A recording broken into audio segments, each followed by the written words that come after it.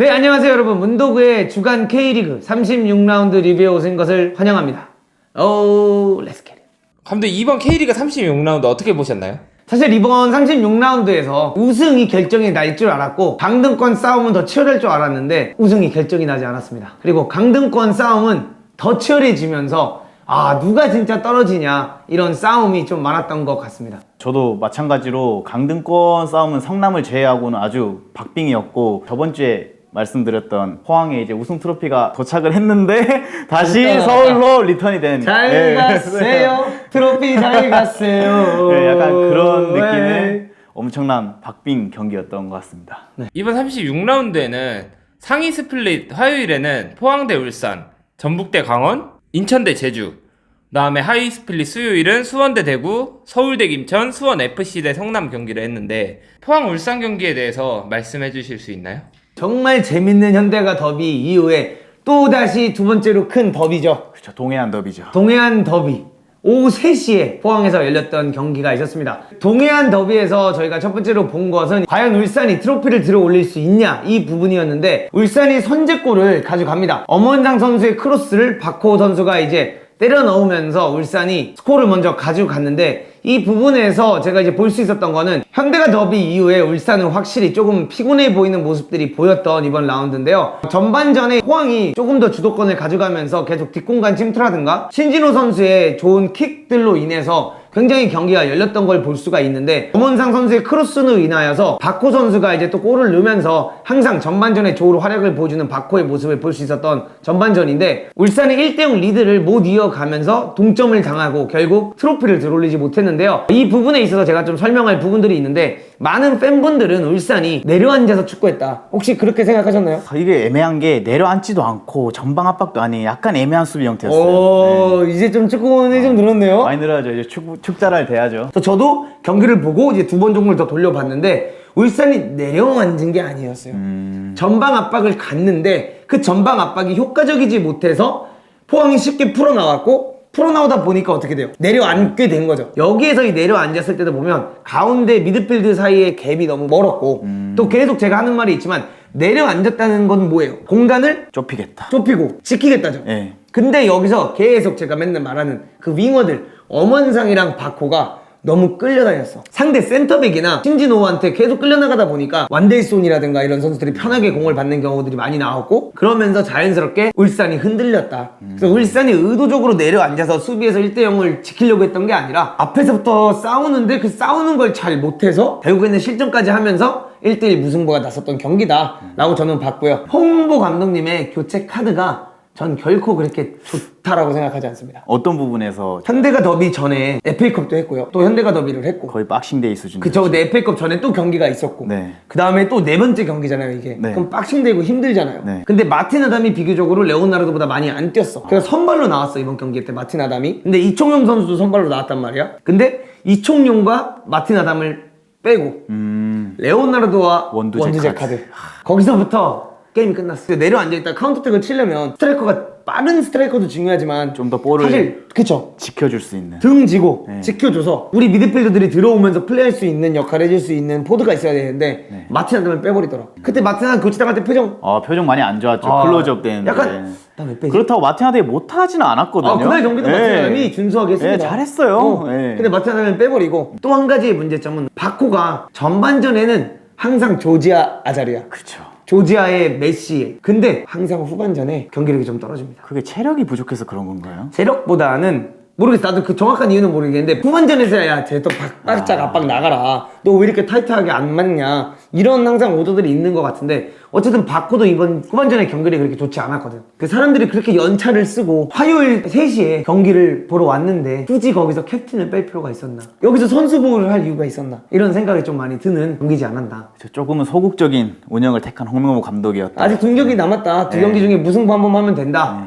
이러면서 너무 소극적인 선택을 가져가지 않았나, 잘못된 선택을 했다라고 저는 개인적으로 생각을 합니다. 포항의 경기 어떻게 보였어요? 포항 같은 경우에는 지난 경기에서 신진호 선수의 공백이 있었다고 저희가 말씀을 드렸는데, 이번 경기에서 신진호 선수가 들어오면서 좀 더 중원에 안정감을 많이 부여를 했고, 후반전에 김기동 감독님이 교체 카드를 꺼내면서 정재희 선수랑 임상혁 임상혁 선수를 교체로 넣고 난 뒤에 완전 분위기가 달라진 느낌이었어요. 예, 임상혁 선수가 사이드에서 흔들어주고 많은 활동량을 띄워주다 보니까 완델손 선수 쪽에서 공간이 많이 나고, 그러다 보니까 신준 선수가 공을 잡았을 때 조금 더 좋은 공간으로 패스가 많이 들어가고 더 좋은 기회를 얻지 않았나. 근데 이제 여기서 하이라이트는 이호재 카드가 경기에 약간 끝판왕이 되지 않았나. 전반전에 계속 경기를 보셨던 분들은 알겠지만 신진호 선수가 완델손한테 더 올라가라 전반전에 계속 그런 지시를 했던 모습들이 나왔단 말이야. 왜냐면 이청용 선수가 되게 영리하게 그 길을 막았어. 완델손한테 볼 주는 루트를. 그러니까 이청용 선수가 파악하고 있던 거지. 그래서 완델손한테 계속 공격적으로 패스가 연결이 안 됐는데 그 신진호 선수는 오히려 완델손 더 올라가라, 너가 더 위에 올라가서 플레이해라 이랬는데 임상엽이 딱 들어와 주면서 지켜주는 플레이를 딱 해주니까 공간이 열리고 이러면서 완델손이 막 원투 주고받고 들어가는 플레이, 막 슈팅 플레잉이 완전히 왼쪽에서 살아나면서 거의 뭐 아스날의 진첸코 느낌이었나요? 완델손이요? 예, 약간 그런 느낌이었어요. 예, 그런 느낌이었습니다. 이호재 선수의 득점도 왼쪽에서 임상혁 선수의 멋진 크로스로 인해서 좋은 동점골까지 넣어가지고 포항의 교체 카드가 완벽했다. 완벽했다. 네. 그리고 그 완벽할 수 있었던 이유가 고영준 선수가 부상을 당했어.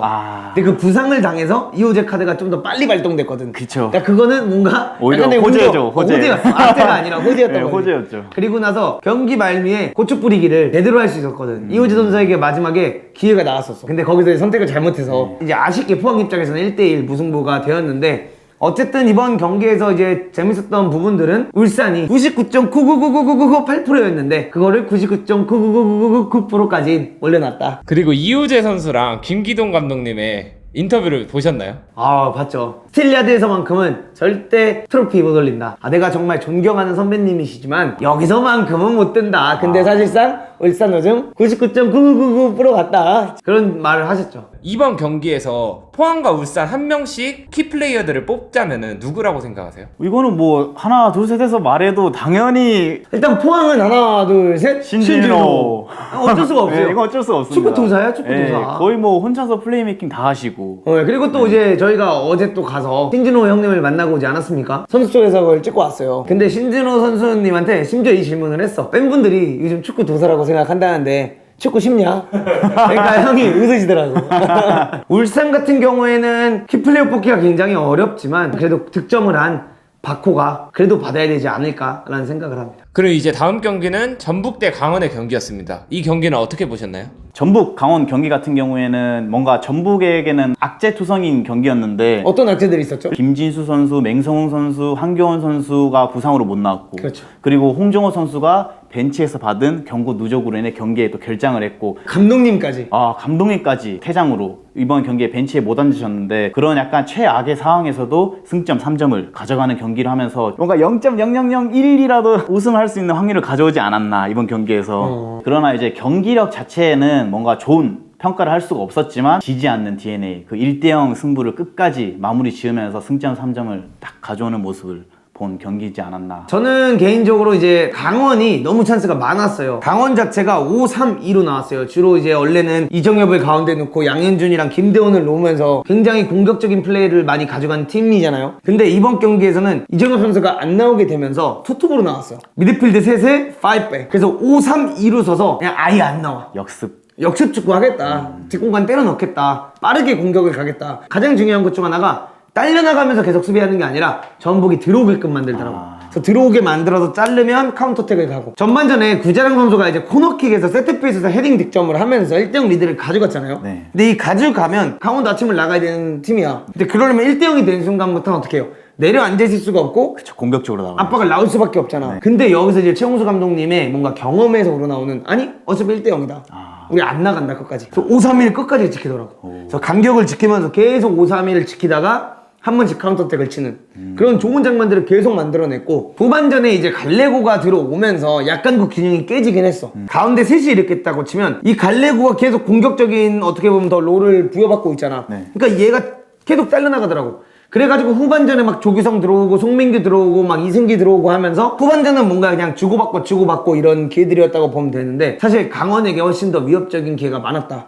강원이 여기서 승점 1점도 못 가져간 게 솔직히 강원 입장에서는 너무 아쉬운 경기. 최용수 감독님이라면 집에 가서 리플레이 보면서 이거 샷건 쳐야 되는 경기였다. 욕하지 않으실까요? 내가 강원 팬이라면 너무 아쉬웠던 경기지 않았나. 전북이 결장도 많고 FA컵 피로도도 엄청 많이 쌓여 있었는데 강원은 승점을 따냈어야 되잖아요. 1점이라도. 근데 왜 못 이겼었을까요? 가장 큰 이유가 뭐라고 생각하세요? 전북이 아무리 결장자가 많다고 해도 전북은 전북이다. 벨스가 두꺼운 팀입니다. 예, 그런 걸 걱정할 팀이 아니에요. 이 K리그에서. 그러다 보니까 당연히 최용수 감독님은 수비적인 축구로 시작을 했으니까 조금 선제골 실점하면서 승점을 못 쌓지 않았나. 이정엽 선수의 부재가 컸던 것 같아요. 냉정하게 이정엽이 있었더라면 이 경기는 저는 강원이 이길 수 있었다라고 보는데 어쨌든 없었고, 그리고 박진섭 선수의 활약이 뛰어났다, 이렇게 이제 볼 수 있었던 경기였던 것 같아요. 전북이 우승할 확률 0.00001%를 뚫으려면은 득점을 또 얻어야 되잖아요. 지금 울산하고 득점 차가 2점인데 왜 이렇게 소극적으로 경기 플레이를 했을까요?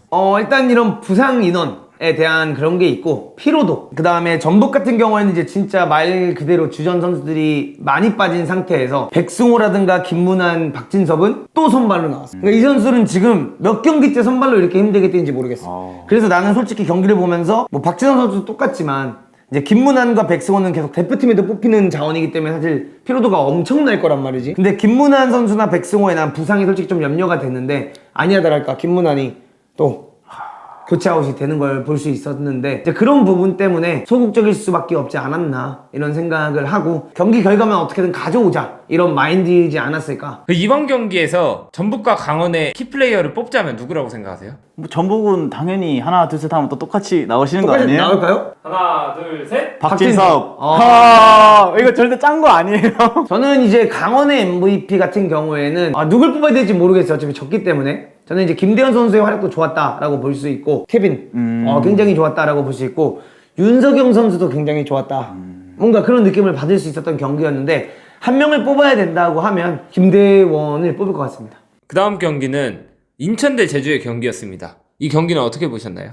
인천 같은 경우에는 제가 지난 경기 때도 얘기를 했지만, 제주가 이제 상승세를 타려고 하고 있었고, 제주가 어떻게든 이 승리가 필요했던 상황에서 인천으로 오는데, 제가 뭐라고 했습니까? 인천 잔디구장이 인천 잔디에다 제주 축구를 할 수 없다, 이렇게 분명히 말을 했었거든요. 그러니까 경기가 끝나고 정확히 뭐라고 올라옵니까? 구자철 선수랑 남길 감독님께서 인천의 잔디에 대한 뭔가 불만 아닌 불만을 표출했고, 제주의 경기력이 확실히 나오지 못하면서 3대1로 인천에게 완패를 하는 경기였다라고 볼 수 있었죠. 왜 제주의 축구가 잔디가 좋아야 되나요? 제주가 하려고 하는 그런 축구는 뒤에서부터 공을 가지고 뭔가 만들어서 가야 되는 축구인데, 인천 같은 경우는 내려앉아서 이제 수비를 하면서 카운터택을 가려고 한단 말이죠. 근데 그 내려앉은 팀을 뚫기 위해서는 패스를 넣었다 뺐다 하고 돌리면서 그 균형을 무너뜨려야 되는데, 그 넣었다 뺐다가 잘 안 되는 거지, 내 마음대로. 김 코치는 경기 어떻게 봤어요? 저는 좀 다른 의견인 게, 그 잔디 탓은 약간 핑계에 불과하다. 네, 왜냐하면 저도 경기를 봤지만 제주가 빌드업 축구를 하면서 결국 그 마지막 포인트는 제루소가 뭔가 흔들어주면서 크로스나 약간 어시스트를 통해서 주민규가 결정을 하는 느낌이었는데, 이제 그 경기에서는 제루소가 꽁꽁 묶였다. 오재석과 홍시우 라인에 꽁꽁 묶여버렸다. 스플릿이 나눠지고 인천이 좀 뭔가 경기력을 못 내고 있는데, 오재석 선수가 들어오면서 지난 경기 때부터 퍼포먼스가 좋았고, 이번 경기에서도 이제 확실히 오재석이 뛰는 게 좋았다. 좋았죠. 그리고 홍시우의 뭔가 그런 다이나믹한 스피드가 오히려 제르소를 막는 데 도움이 됐다. 공격을 할 때 말고 수비를 할 때도 오재석 선수가 내려와서 2대1 상황을 만들어주고, 그 제루소 선수의 또 화를 약간 부추기는 장면도 있었고, 홍시우가? 네, 그 제루소 선수가 경고 카드 한 장 받았고, 제루소에게는 올 시즌 처음 느껴보는 쓴맛? 네. 왜냐하면 제루소가 이번 시즌에 보여준 활약은 뭐 다 누구나 뚫을 수 있다 이런 퍼포먼스 보여줬잖아요. 근데 오재석과 홍시우 라인에 막혔다. 인천에 스트라이커 부재가 있지 않습니까? 네, 있죠. 그래서 홍지우를 처음에 썼다가 이용재를 썼다가 이번에는 홍지우와 이용재를 둘 다 스포드에 쓰지 않고 김보섭 선수. 김보섭 카드를 꺼내들었단 말이지. 오히려 스피드한 축구를 위해서. 그러면서 그게 정확히 먹혀들었다. 네. 그리고 인천 선수들이 정신적으로 무장이 잘 돼 있다고 느낀 게, 뭔가 제주 선수들이 워낙 공을 잘 차는 선수들이 많다 보니까 수비를 하나 할 때도 강하게 들어가서 압박을 해주고, 강하게 들어가서 뺏고 약간 주눅들지 않는 그런 플레이가 저는 인천의 약간 승리의 포인트가 아니었나. 그리고 이제 김도혁 선수랑 네. 아길라르. 아길라르 뭐 여름도 있었고 정혁 이런 선수들이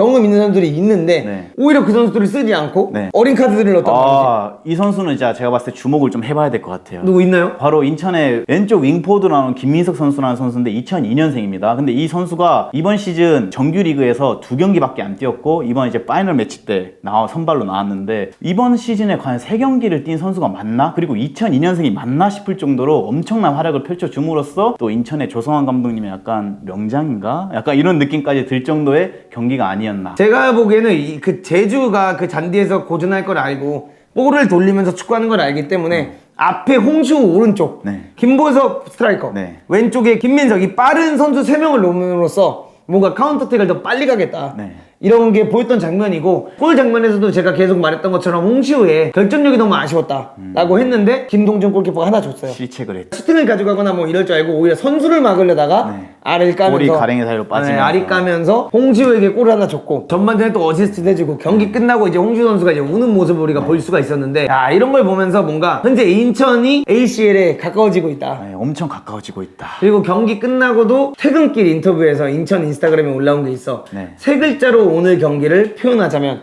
했는데 조성환 감독님께서 한참을 생각하시다가 ACL 딱 하고 나가시더라고. ACL. 아침을 나가겠다 인천. ACL. 되게 재밌었던 경기였던 것 같아요. 네. 그리고 이번 경기에서 인천과 제주의 키플레이어들을 하나씩 뽑자면 인천의 MVP라고 하면은 뭐 홍시우도 한 골 1어시를 했고 그다음에 아까 말했던 김민석 선수도 들어와서 좋은 퍼포먼스를 보여줬고 다 이렇게 있지만 저는 이 골른 선수들에게 주목하고 싶지가 않고요. 오재석이 들어옴으로써 그 어린 선수들의 앞에서 더 잘할 수 있었다. 제르소를 참 힘들게 만들지 않았나. 그래서 저는 오재석 선수를 뽑고 싶습니다. 저는 이제 제주에서 MVP를 뽑으라고 하면은 그냥 뭐 이창민 선수. 네, 여전히 잘하는 선수였다. 네. 내년에 K4 가셔야 되는 걸로 알고 있어요. 아, 그래요? 아시나요? 국립공무원으로 K4를 가야 되는 걸로 알고 있거든요. 그 이창민 선수를 영입하는 팀은 내년에 엄청 무서운 팀이 될 것이다. 그렇죠. 그 다음에 하위 스플릿 경기에 대해서 또 말씀드릴 텐데 수원 대 대구 경기는 어떻게 보셨나요? 수원, 대구 경기는 두 팀 모두 강등 걱정을 해야 되는 위치에 있는 팀이었고 일단 대구 같은 경우에는 내려서서 전방에 이제 세징야 선수를 필두로 해서 내려선 역습 플레이 위주의 축구를 했고 수원은 내려선 축구는 아니었는데 오용규 선수의 부재가 느껴진 경기지 않았나. 어떤 부분에서 오용규 선수의 부재가 많이 느껴졌죠? 일단 그 내려선 수비를 뚫으려면은 뭔가 좀 유기적으로 움직이면서 반대편 윙어도 움직여주고 뭔가 모험적인 플레이들이 필요한데 그런 플레이를 지금까지 오용규 선수가 전방에서 많이 띄워주고 많이 싸워주면서 그런 공간이 많이 생겼는데 오용규 선수가 저번 경기 그 헐리우드 액션으로 인한 이번 경기에 못 나오면서 약간 수원의 공격이 약간 창끝이 무뎌지지 않았나. 그리고 그 여기서 제가 조금 더 덧붙여서 말하자면 내려있는 수비를 뚫기 위해서는 많은 움직임이 필요합니다. 유기적인 움직임이 필요한데 안병준 선수가 그렇다고 해서 못한 건 아니었어요. 안병준 선수가 골도 넣었고 잘했는데 안병준 선수가 이제 공이 왼쪽으로 가서 이기재 선수가 잡았어. 안병준이 받으러 나와주면 여기서 이쪽에 있는 선수가 침투를 해서 들어가면 어차피 정태욱이나 다른 선수들이 잡을 수 있단 말이야. 네. 블라인드 스포 쪽에서 오른쪽에서 침투를 해주는 걸 이기재가 넣어주고 그걸 다시 안병준한테 내주거나 뭔가 이런 장면들이 나와야 되는데 계속 스트라이커가 뛰는 거야 뒷공간을. 계속 스트라이커만 띄워주고 반대편 윙어들이 같이 안 띄워주니까 단조로운 그냥 공격. 너무 막기 쉬운 거지 그 내려와 앉아있는 대구 입장에서는 그거를 그렇게 볼 수 있었고 수원 같은 경우에는 찬스가 없었던 건 아니에요. 꽤 많았죠. 네, 왜냐하면 이기재 선수의 이 날카로운 그 왼발로 이용한 세트피스나 여러 크로스 장면에서 좋은 장면들이 있었는데 그 장면들에서 좋은 득점을 살리지 못하면서 이렇게 아쉽게 된 경기가 되지 않았나. 그 슈퍼매치 때 이후로 말하지 않았습니까? 그 수원 삼성은 강등권 플레이오프를 피하기가 힘들 거라고. 네, 힘들어 보여요 지금. 많이 힘들어 보여요. 네, 많이 힘들어요. 네, 많이 힘들어 보입니다. 그리고 이제 대구는 요즘 박수 많이 치는 것 같아요. 최원권 감독 때. 저 진짜 따봉 날리고 싶습니다. 또 조팡맨님을 저희가 자꾸 언급을 하는데 조팡맨님이 대구 유튜버시거든요. 네. 거기서 이제 영상을 봤어. 네. 경기 끝나고 딱 가가지고 최원권 하는데 이제 막 눈물을 흘리시더라고 최원 감독님이. 스포츠라는 게 사실은 불가능하다고 생각했습니다. 대구 FC를 사랑하는 모든 분들이 있기 때문에 버텼던 것 같습니다. 그 전에는 뭔가 내가 이렇게 해내겠다. 네. 내가 해내겠다 했는데 이번에 해낸 거야. 말을 지키는 사나이 존나 멋있다고 난 생각을 했어. 내가 그때 우는 모습은 존나 별로다. 왜냐면 간지가 나야 되는데. 근데 다행히도 그렇게 울음 후에 다연승을 하면서 대구의 강등을 막아냈기 때문에 4연승 쉽지 않은데. 엄청 어려운 네. 거지. 강등을 아예 지켜냈기 때문에 이거는 이제 멋진 스토리로 이어질 수가 있는 거죠. 근데 나는 왜 최원건 감독님 얘기부터 하냐면 계속 매번 말하지만 대구의 색깔이 정확히 보여지고 있어요. 완전히 내려서서 5-4-1 딱 한 다음에 카운터택. 제카 선수가 경원도주로 못 나왔어요. 그러면서 나온 게 누구냐? 정치인이었어. 아, 정치를 잘하더라고. 제카의 부재가 크게 느껴지지 않는 모습들을 보여줬고, 대구에서 이제 공격하는 모습들을 보면 알 수 있겠지만 확실한 플랜을 가지고 나왔다. 수비를 하다가 잘라서 공격으로 이어지는 데까지 많은 패스가 필요하지 않아. 진짜 3-4개로 빠르게 해서 침투하면서 계속 슈팅을 가져가는 걸 볼 수 있었고, 세징야도 세징야인데 고재현에 미친 득점력. 그 세징야가 2-3명 제껴가지고 딱 내주는데 고재현이 컨트롤하고 반대 포스트 보고 딱 때렸는데 탑코너에 딱 꽂혀가지고, 대구 팬들이 그런 말들을 하잖아. 고재현이 10골을 넘길 줄 몰랐다. 근데 그 10골을 넘겨주면서 고재현이 한몫하지 않았나, 이렇게 볼 수 있었고, 항상 제가 말하는 게 그 팀에 내려앉는 게 문제가 아니라 올라가는 게 문제가 아니라 전방 압박을 뭐 어떻게 하는 게 문제가 아니라 그 팀에 확실한 색깔이 필요하다였는데, 대구FC 색깔이 정확해졌다. 그리고 그렇게 정확해진 색깔을 보니까 어떻게 돼요? 4연승이라는 결과가 나오지 않았나 라는 생각을 하고, 진심으로 대구 팬분들과 대구 선수들, 대구 코칭 스태프분들에게 강등 탈출 성공하신 거 축하한다고 말씀드리겠습니다.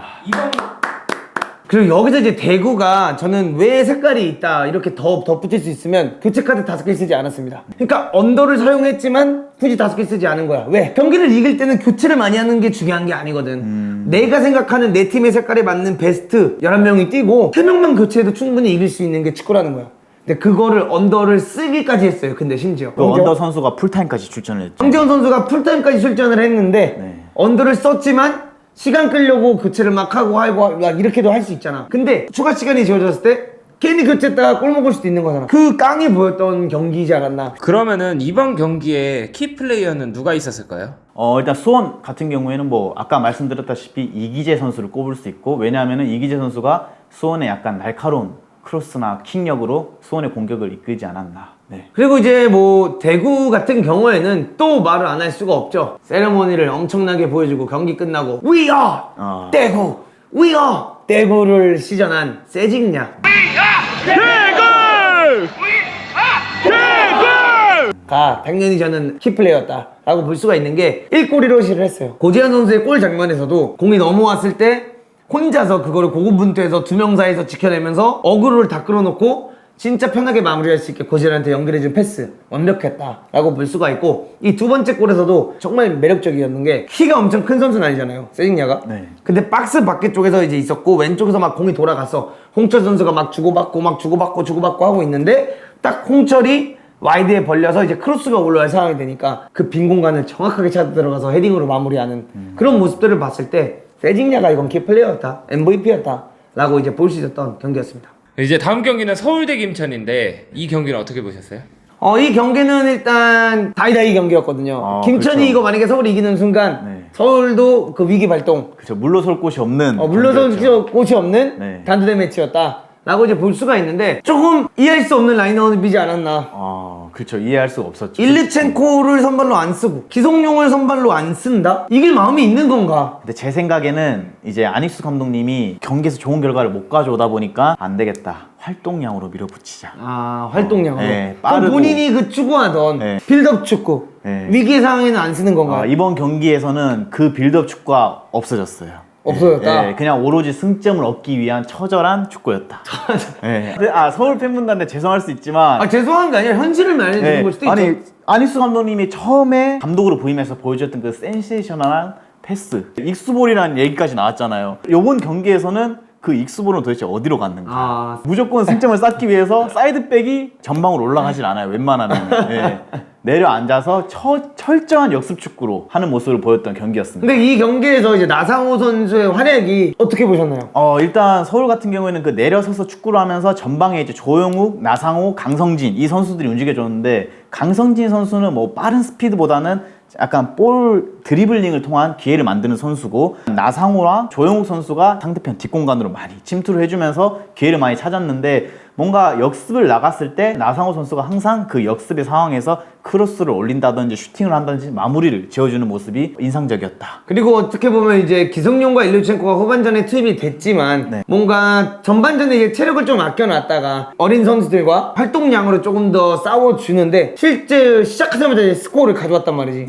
그렇기 때문에 뭔가 그 플랜이 먹혔다라고도 볼 수 있겠지만, 어쨌든 시간이 흘러서 이제 일류첸코와 기성용이 투입이 됐지만 또 이게 벤치에서 들어와서 뭔가를 또 한다는 게 굉장히 어려운 거잖아요. 그쵸. 교체 타이밍도 보면은 전반전이 끝나고 상대편 권창훈과 이영재 중원 싸움에서 밀리는 모습을 본 안익수 감독님이 이제 김신진과 팔로세비치 카드를 뺐어요. 근데 누굴 넣었냐? 정현철과 KG로. 그러니까 기성용이 또 안 들어갔다. 네, 정현철과 KG로를 투입하면서 뭔가 더 많은 활동량으로 상대편 미드필더를 괴롭히겠다는 했는데 약간 거기서도 실패를 하지 않았나. 그리고 나서 이제 KG로 선수를 심지어 빼려고 했어요.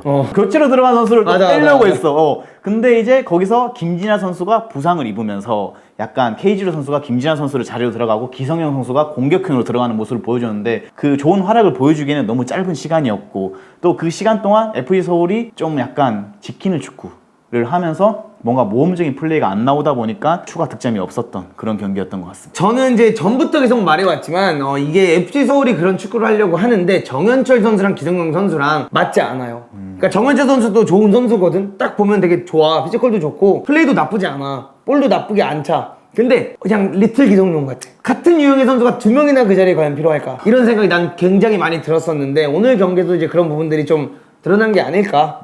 라는 생각을 하고 김천 입장에서는 제가 계속 말했던 게 뭐냐 김천이 살아남기 위해서 전창훈의 마서거리 골이 터지지 않는다면 김천은 강등 플레이오프를 피할 수 없을 거다 라고 했는데 오늘도 역시나 전창훈의 마서거리 골이 터지지 않았고 네. 그러면서 1대1로 경기를 마무리하는 모습을 볼 수 있지 않았나. 네. 사실상 이제 서울 입장에서는 무만 캐면 살아남습니다. 서울도 강등을 면할 수 있죠. 강등을 면할 수 있는 상황인데 이게 맞는 건가? 대구는 색깔이 없다가 생겼잖아. 네. 그러니까 어떻게 돼? 승점을 쌓아나가고 있어요. 서울은 점점 그 색깔이 희미해지고 있어. 없어지는 느낌. 없어지고 있단 말이야. 그러니까 이게 그 색깔을 정확하게 가져가는 게 그만큼 중요하다. 이런 느낌을 좀 많이 받는 FC 서울이다. 내가 서울 팬이라면 참 답답할 것 같다. 제가 근데 서울 팬이거든요. 답답해요. 네. 답답하다 못해 화가 나는 거죠. 네. 이번 경기에 서울과 김천의 키플레이어를 뽑자면? 저는 김천 입장에서는 그래도 골을 넣은 이영재 선수가 뽑혀야 되는 게 맞지 않나 네. 라는 생각을 하고요. 서울은 전 못 뽑겠어요. 저는 오스마르 선수를 뽑고 왜 싶습니다. 무슨 말이에요? 일단 오스마르 선수가 수비에서 그 김천의 중원의 조합에서 풀어나오는 그 공격들을 다 막아냈어요. 고군분투했다. 네, 혼자서 거의 수비를 책임지는 느낌. 다음 경기는 수원FC 대 성남의 경기입니다. 이 경기는 어떻게 보셨나요? 뭐 더 이상 가질 게 없고 잃을 게 없었던 성남과 그게 제일 무섭죠. 수원의 경기였거든요. 그래서 팬들 입장에서는 굉장히 다이나믹한 경기였다라고 저는 생각을 하는데 성남 입장으로 일단 먼저 하자면 뭐 정경호 감독님이 내년에 같이 가는 게 벌써 확정이 된 건지 어떻게 된 건지 모르겠지만 어쨌든 지난 경기 때 밀리치가 선발로 나와서 난 되게 좋은 모습을 보여줬다라고 생각을 했거든. 좋은 선수예요. 근데 왜 밀루치를 쓰지 않았는가? 난 여기서부터가 일단 첫 번째 굉장히 의문점이다라고 생각을 해. 그래서 내년에 같이 가게 되는 거라서 팔라시오스도 한번 체크를 하는 건지 어차피 강등 확정이 됐으니까 아니면 이제 나는 나가니까 선수들에게 다 기회를 주는 건지 뭐 이런 느낌인지 뭔지는 잘 모르겠지만 그래도 나는 내가 감독을 하고 있다면 밀루치를 뺄 이유가 없지 않았나 라는 생각을 하게 되는 경기였어. 팔라시오스랑 구본철 선수가 골대까지 맞추면서 지난주와 비슷하게 그런 공격적인 축구를 구사하지 않았나. 확실히 정경호 감독님 체제의 그 축구가 조금 더 전의 성남보다는 역동적이게 변하지 않았나 라는 생각이 일단 드는 경기였는데 그 수원FC 부분은 어떻게 해봤어요? 항상 지금까지 본인들이 잘해왔던 축구, 롱볼 축구. 근데 저는 그 롱볼 축구를 처음에는 조금 좋지 않은 시선으로 보기도 했었는데 상당히 좋은 축구예요, 제가 봤을 때는. 왜 좋다고 생각해요? 일단 예전에 그 EPL에 스토크시티라는 팀이 있었는데 그 스토크시티가 보여줬던 축구가 약간 롱볼 축구였었거든요. 피터 크라우치 뭐 이런 선수도 있을 때 수원FC의 라스와 김현 이 롱볼 이 축구가 그 선수들이 제가 봤을 때 웬만한 K리그 수비수들한테 머리 싸움에서 지질 않아요. 그리고 그 떨어지는 세컨볼을 누가 봤습니까? 스물리. 예, 이승우 선수가 봤잖아요. 이 세 명의 선수를 제하고 나머지 선수는 다 수비를 해도 득점을 할 수 있는 팀. 만들어낼 수 있는 팀이랑 세 명만 있으면 된다. 이용 선수의 활약 어땠었나요? 아, 이용 선수가 전북에서 약간 이제 나이가 들고 노세아가 약간 접어들면서 지금 이용 선수 비하는 거예요? 비하는 아니죠. 이게 절대 비하는 게 아니고 이제 이용 선수가 나이가 있다 보니까 전북에서 많은 활동량을 가져갈 수 없다 보니까 좀 더 본인이 경기를 많이 뛸 수 있는 수원 FC로 왔는데 수원 FC 입장에서는 엄청난 좋은 영입이 되지 않았나. 어떤 부분이 더 특히 좋았나요? 일단 이용 선수가 워낙 크로스가 좋은 선수고 그리고 이용 선수가 킥력이 좋은 선수다 보니까 공을 잡았을 때 전방에 있는 김영과 라스에게 때려주는 볼이 정확하고 상대편 그 위험적으로 가서 올리는 크로스도 상당히 날카로웠다. 네. 그럼 지금 어쨌든 이 롱볼 축구를 좋게 보는 건가요? 저는 좋게 봐요. 왜 좋게 보죠? 축구는 어떻게 하든지 이기기만 하면 되는 축구예요. 아까 네. 말씀하셨듯이 FC 서울이 익스볼을 선보였지만 지금은 결국에는 익스볼을 못해요. 승점 쌓기 바빠요. 근데 FC 서울은 시즌 초반부터 롱볼 축구를 하면서 강등 위기인 팀이 아니에요. 근데 성적표를 봤을 때 과연 어떤 축구가 실리 축구였나? 근데 그걸 FG 서울이랑 비교를 하니까 좋게 보이는 거잖아요. 아, 그럴 수 있죠. 예, 만약에 뭐 전북현대 박진석, 네. 울산현대 김영권, 네. 전북에 또 홍정호도 있고 막 네. 이런 팀들 상대로 그 롱볼 축구가 과연 뭐 그대로 갔었나? 목표 들어갔었으니까 지금 그 위치에 있지 않나. 그런 득점력이 나오지 않았나? 예. 근데 수원FC에게도 단점은 있습니다. 56골 넣으면 뭐해? 예, 수비력이 59골을 먹는데 내년에 수원FC가 더 좋은 경기를 선보이기 위해서는 수비 보강이 이 축구는 네. 유지하되 네. 수비적인 부분에 있어서 뭔가 보강이 더 필요하다. 보강이 절실하다. 그리고 공격 지역에서 그 3명의 선수 중에 단 한 명이라도 잃으면은 뭔가 쉽지 않은 축구가 될 수가 있다. 근데 그 세 명이 누구 하나가 아니라 그냥 이승우를 잃는 순간 롱볼 축구는 더 이상 구사가 될 수 없을 거라고 네, 저는 그 생각합니다. 떨어지는 볼을 지켜주고 드리블해주고 골을 넣어줄 수 있는 흔들어 선수가 지켜줄 수 있는. 있어야 되는데 이승우를 지키냐 못 지키냐가 내년 수원FC의 성적표가 되지 그래서 않을까. 이거는 이제 나중에 저희가 또 시즌이 끝나고 할 이야기 부분이지만 저는 이승우가 떠나간다 봅니다. 수많은 오퍼들이 지금 아마 이승우한테 오고 있을 거라고 저는 생각을 합니다. K리그 국내에서만 해도 국내에서도 그렇고 해외에서도 해외에서도 오고 있다고 저는 믿고 있고요. 그 선택을 가져가지 않을까. 그러면 그 롱볼 축구에 그걸 똑같이 해줄 수 있는 선수가 없을 것 같다. 네. 저한테 그 해외 에이전트들이 네. DM을 많이 보내요. 이승우 해외 보내고 싶다. 이승우 해외에서 원하는 팀들이 있는데 너 스몰리랑 컨택 되냐? 안 돼요. 나. 그러니까 나한테 연락하지 마. 어? 나한테 연락이 계속 와. Please don't send me any DMs anymore about 스몰리. Thank you. 그래서 나는 왠지 이승우가 떠나갈 것 같다라는 얘기를 하는 거지. 같다. 그러면 이번 경기에서 수원FC와 성남의 키 플레이어들을 한 명씩 뽑자면? 일단 뭐 수원FC 키플레이어를 뽑으라고 한다면은 저는 라스를 뽑을 것 같아요. 지금까지 이승우가 그렇게 신나게 해놓고 근데 라스를 결국 이번 경기에서 골을 넣어준 선수는 라스였고 또 라스가 전방에서 싸워주는 그 장면이 너무 인상적이었다. 인상적이었다. 스토커시 때 피터 크러치를. 예. 헤딩할 근데 때 보면 피터 크러치보다 약간 월터스 느낌 아닌가요? 그렇죠. 근데 라스가 신기한 게 점프를 잘 안 해요.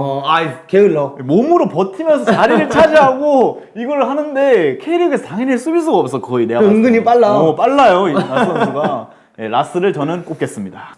성남에서는 상무에서 전역을 하고 돌아와서 계속 경기를 뛰고 있는 유인수 선수를 뽑겠습니다. 주간 K리그는 리필과 함께합니다. 리필. Simply Hydration. 이번 36라운드에서 가장 좋았던 경기를 하나 뽑자면 어떤 경기인가요? 어떤 경기 있으신가요? 저는 그냥 수원FC기. 반했어 손해보자한테. 네, 저는 그런 축구를 꿋꿋이 한다는 것 자체가 진짜 존중합니다.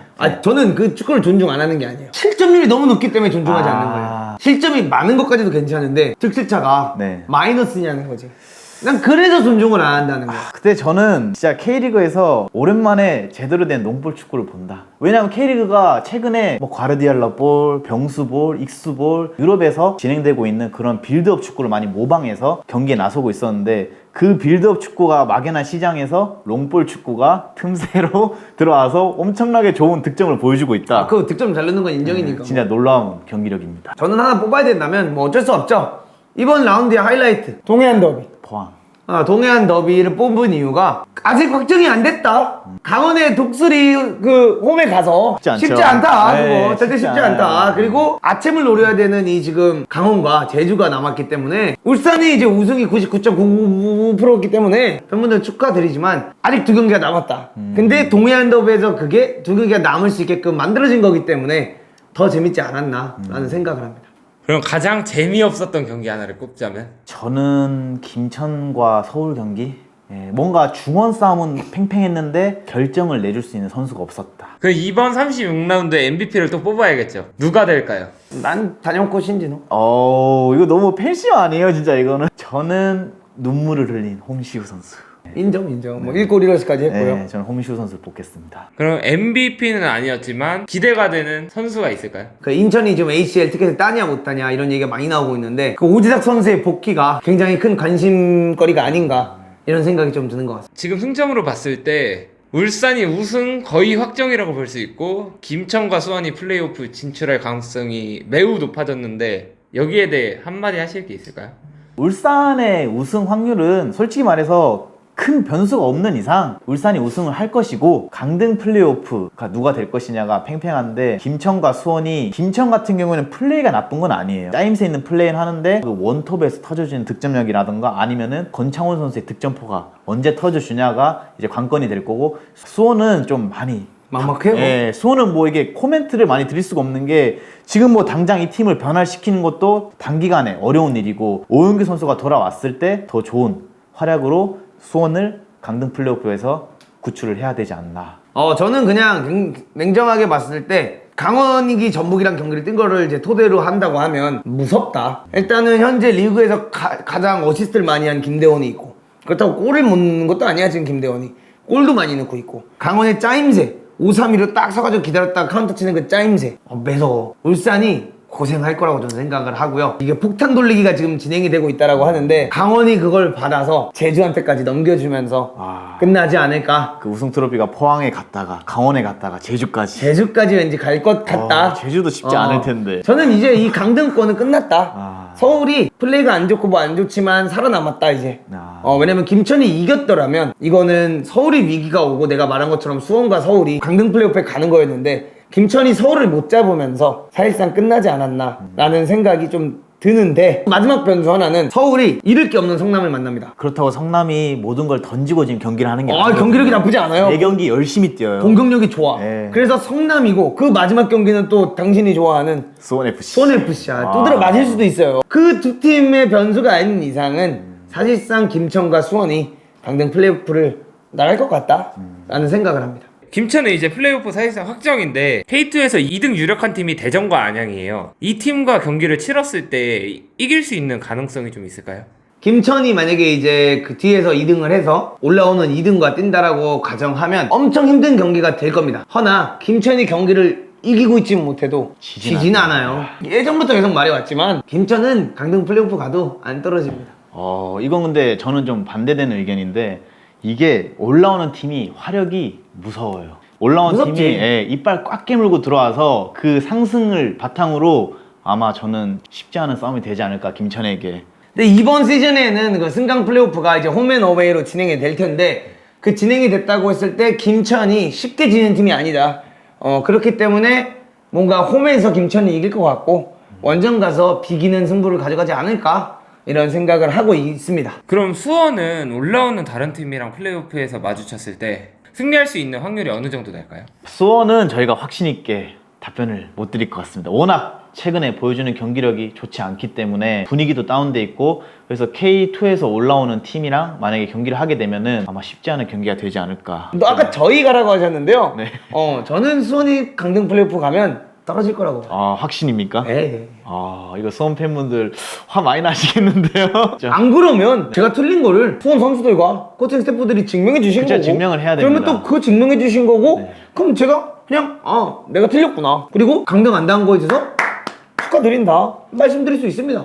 하지만 제 개인적인 생각에 최근에 보여주는 경기력 최근에 냉정하게 보여주는 좋지 퍼포먼스 않아요. 냉정하게 좋지 않다. 네, 이기재의 왼발 빼고는 현재 뭔가 극복 방법이 보이지 않는다 이런 생각이 좀 많이 들고 있습니다. 이슈에 대해서 얘기를 할 건데 포항 코치가 김태환 선수한테 공을 던지는 장면이 목격이 됐었어요. 그거는 왜 그런 건가요? 그거 그냥 약간 신경전 아닐까요? 근데 이게 신경전이라고 할 수 있는데 저는 좀 많이 잘못된 장면이었다라고 생각을 해요. 그러니까 이게 신경전은 경기장 안에 있는 사람들끼리 혹은 코치 대 코치끼리 뭐 선수와 코치와 해도 신경전이 있을 수 있지만 그냥 예를 들어 김태현 선수가 만약에 강하게 태클했다고 치면 야 너 너무 강하게 하는 거 아니냐 이런 어필은 충분히 코치가 할 수 있다고 생각을 하는데 공을 들고 가서 이거 던져주는 척을 했지만 사실상 맞췄어. 피구하는 줄 알았어요 저는. 그러니까 피거듯이 마치고 I'm sorry 난 그냥 던져준 거다 약간 이랬는데 불필요한 행동이 아니었나. 그리고 김태환 선수가 또 잘 참았다. 옛날 같았으면 라인 밖에 나가서 싸웁니다. 강하게 부딪힐 수 있는 상황들 안에서 강하게 부딪혀서 더비의 맛을 살려주는 거와 쓸데없는 경기 외적인 부분에서의 말도 안 되는 신경전은 저는 굳이 할 필요까지 있나 이런 생각을 하긴 합니다. 그리고 더비는 인기가 많잖아요 관객들한테. 포항 울산전은 직장인들 퇴근도 안 한 오후 3시에 경기를 했을까요? 그거는 연맹에서 스케줄을 아마 관리를 했을 건데 저도 정확한 이유는 그 저는 처음에는 저도 협회가 이건 너무 마케팅을 못하는 거 아니냐 이런 생각을 가지고 있었는데 알아본 결과 포항이 그때 당시에 그 태풍 흰남노의 타격을 너무 크게 받아서 발전기나 막 이런 게 잘 지금 안 되고 있어서 라이트가 안 켜지는 거야. 그런 문제들 때문에 어쩔 수 없이 3시에 한 걸로 알고 있거든요. 아 그럴 수 있습니다. 왜냐하면 그 스틸야드가 포스코 바로 앞에 있는데 포스코 이번에 태풍 몰아치면서 아마 전기가 나가서 그런 게 그런 아닐까. 부분 때문에 3시에 했었다. 현대가 더비 때 오심 관련 논란이 좀 있었잖아요. 근데 그게 협회가 발표한 기사를 봤는데 오심이 아니었다라고 발표를 했더라고요. 한 말씀 가능하실까요? 아껴도.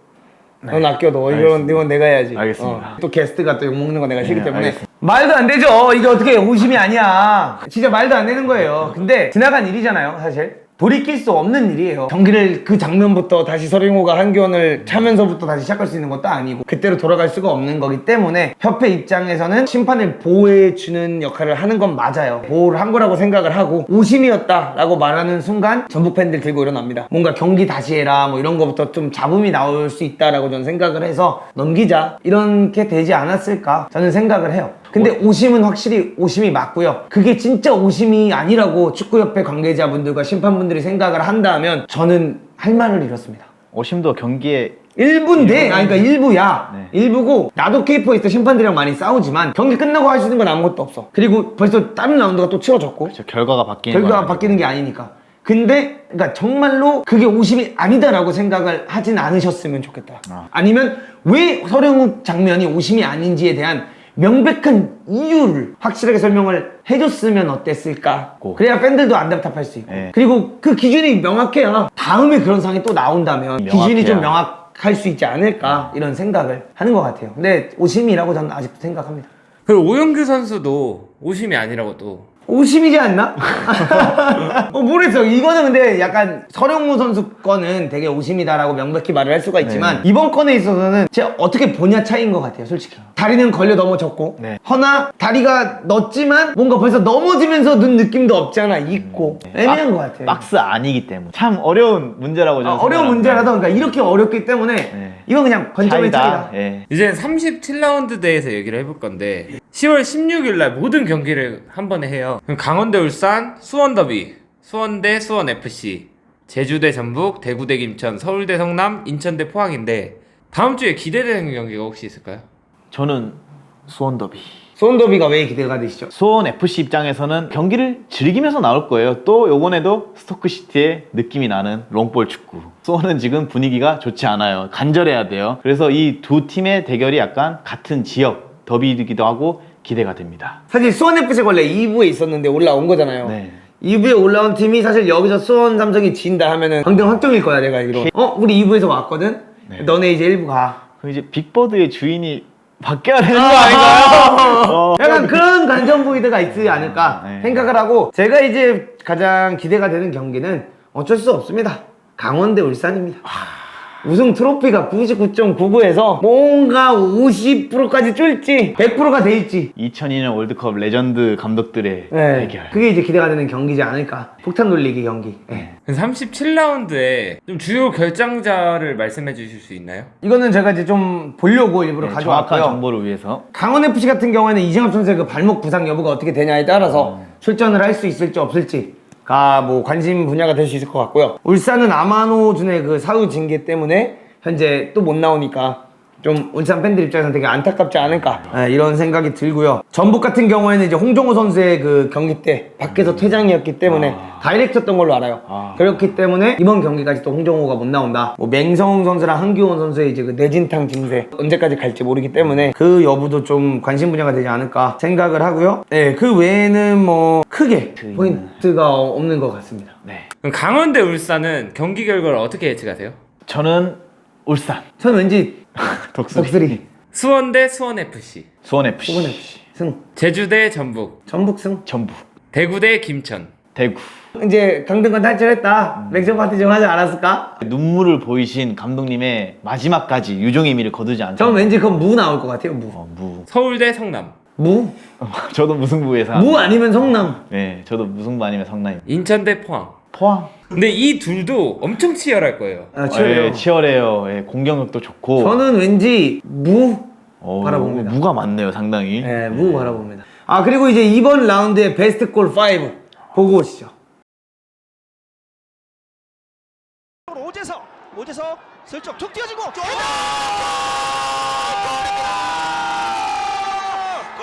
김민석입니다. 김민석의 득점.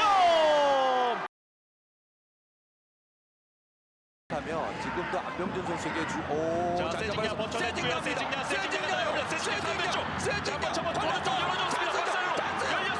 슛!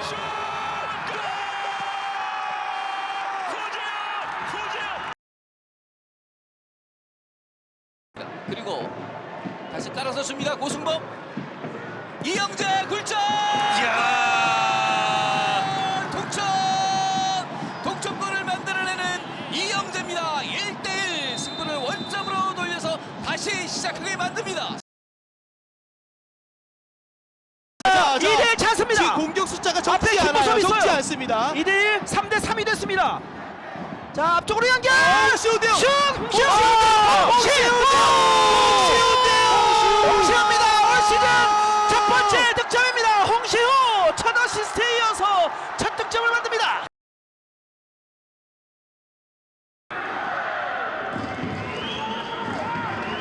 김상혁 법원상을 제치고